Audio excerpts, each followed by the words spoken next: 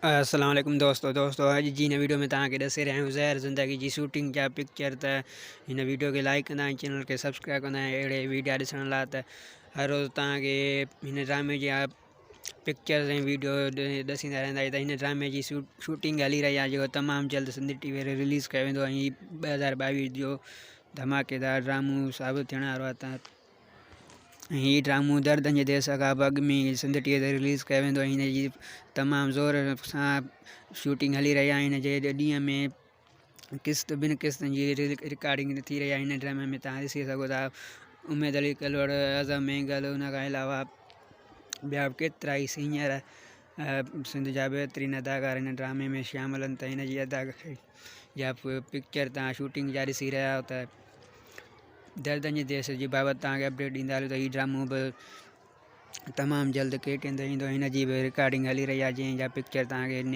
ईंदड़ वीडियो में ॾसींदा। त इहो ई अॼु जी वीडियो।